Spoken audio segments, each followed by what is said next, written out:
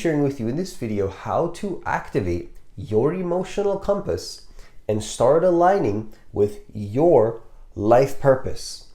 It's very easy to align with your emotional compass. The problem is that we've been taught how to ignore it for many years, or maybe we've never been taught.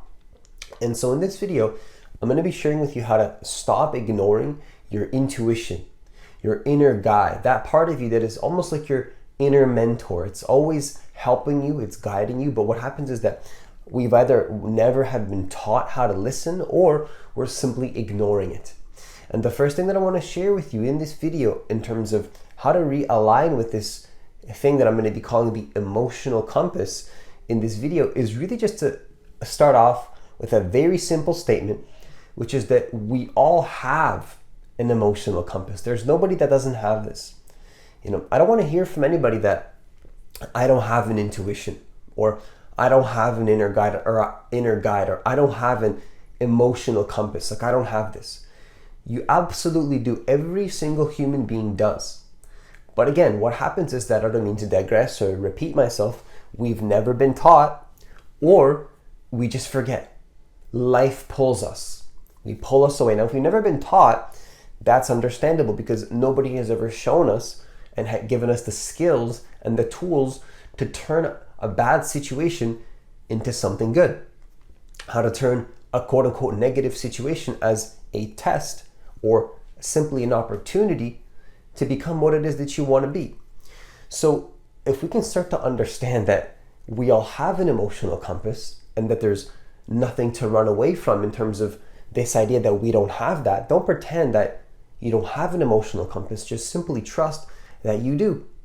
You do have an emotional compass. However, you've gotten to the point in your life where you believe that you don't. Again, maybe nobody has ever showed you. Maybe you just forget because life, like whatever the case is, you have it. Let's just start there and really just get it into your brain that you do have an emotional compass.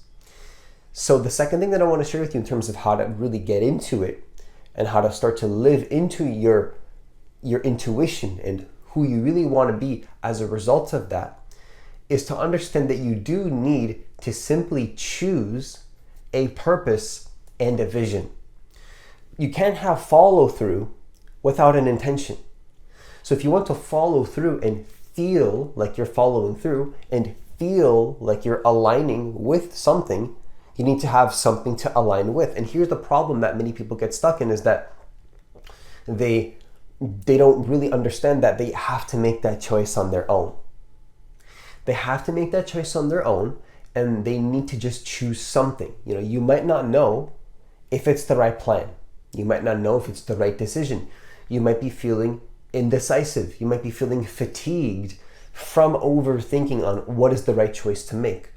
That's completely normal, is that when we forget to listen to our emotional compass, how to listen to it, oftentimes that's associated with indecisiveness, or I don't know what choice to make, or what the right choice is. And then we get so hung up on what the right choice is that we don't understand that you need a purpose and a vision.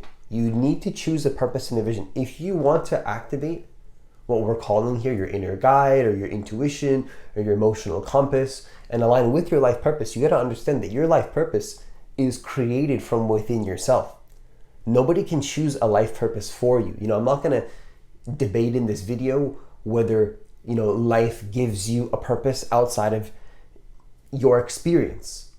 We're going to keep it practical here, and we're going to start to really investigate the fact that if you choose a purpose and a vision, if you choose something, your emotional compass immediately gets activated.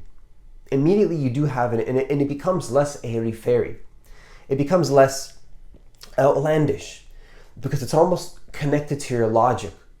Like if you want to be successful at something, typically you need to take some type of daily action or consistent action.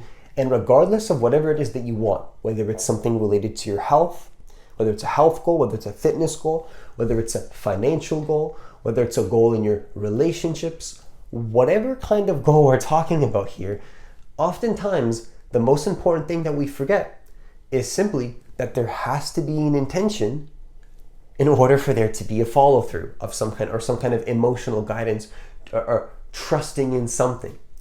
There's not going to be something to trust in if there's nothing to trust in. You're not going to have a feeling of trust if you don't have a purpose and a vision. So again, if you want to activate this, simply choose something.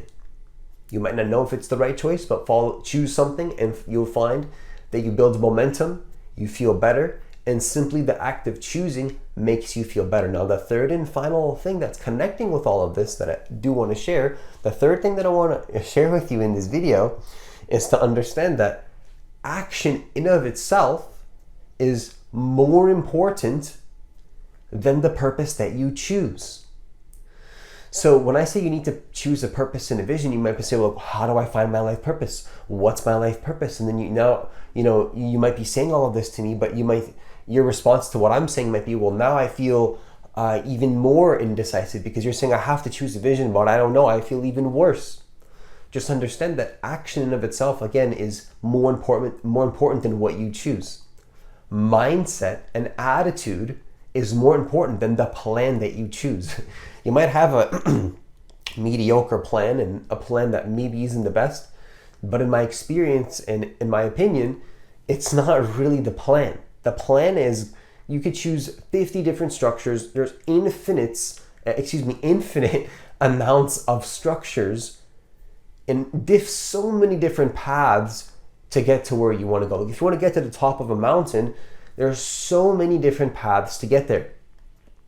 There's so many different paths. Oftentimes there's not just one path to get to the destination, but the destination and the commitment to the destination and the attitude and the devotion and the intention that you're going to get to the end goal is oftentimes more important than which path you take or how you get there.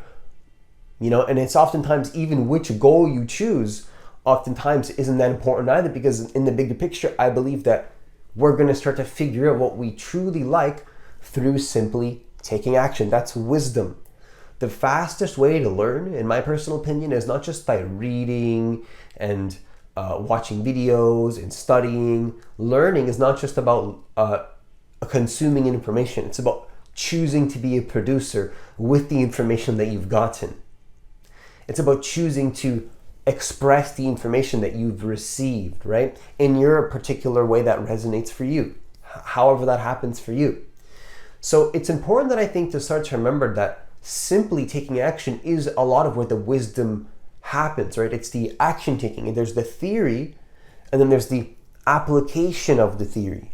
We can't just be stuck in theory all day and then thinking about what to do. It's just about sometimes doing something, whatever it is. Trust me, a lot of the times it's going to make you feel better just because you chose something.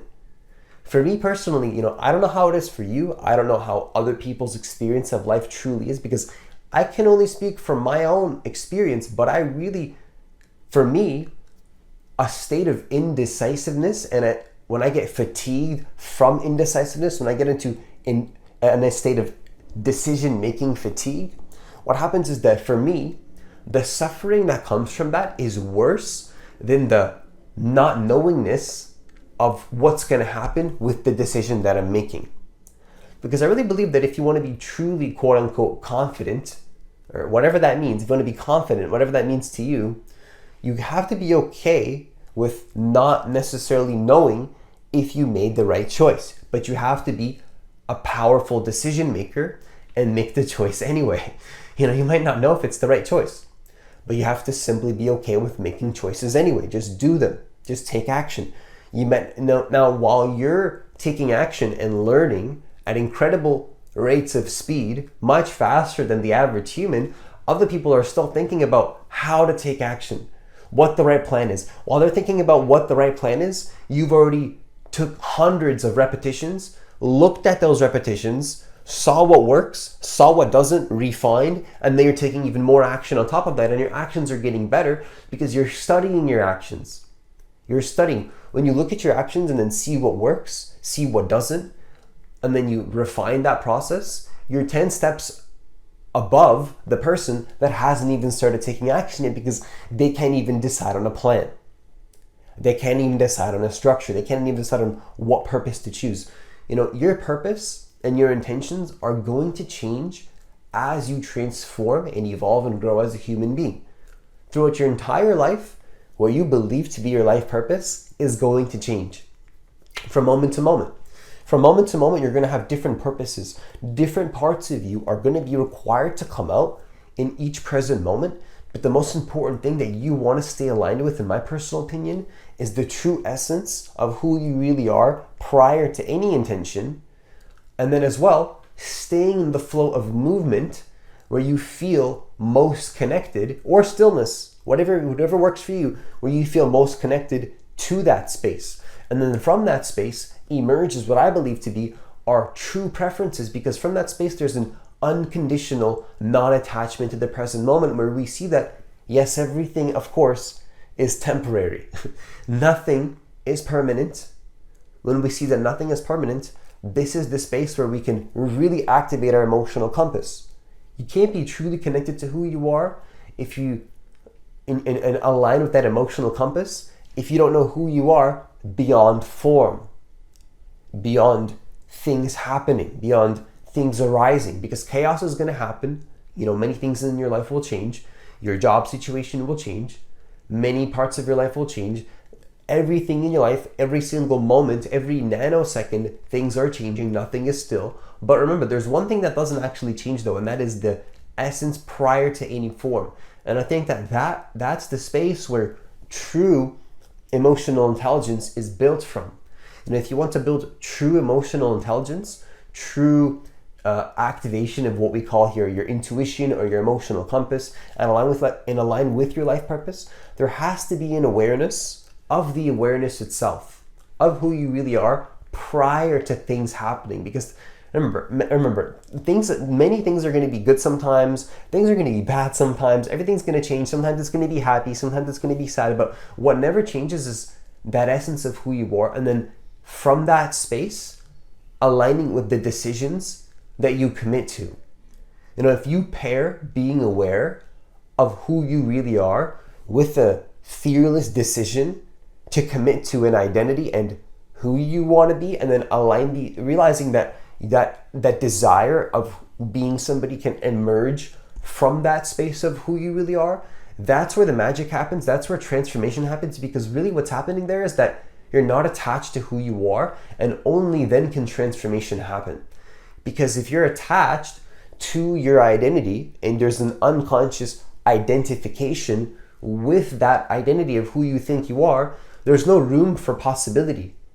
There's no room for growth. And you as a leader, it's your job to notice when people are stuck in their patterns, when they're stuck in their ego. You can call it your ego. One word to describe this is the ego.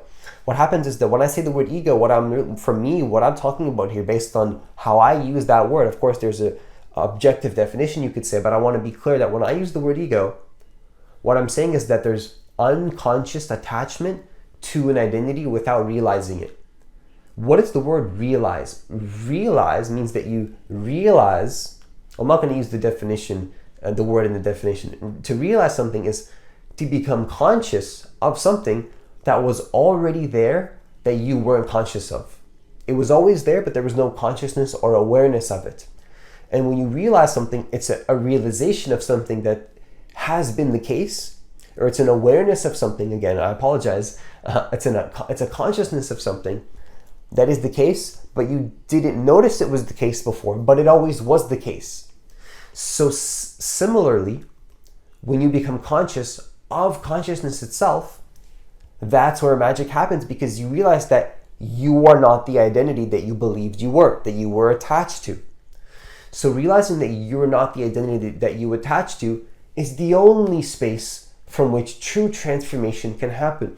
Transformation cannot happen when there is an attachment to form, to identity, to thoughts, to emotions, to who you believe you are. You can't change into something if you don't believe that there is a possibility to do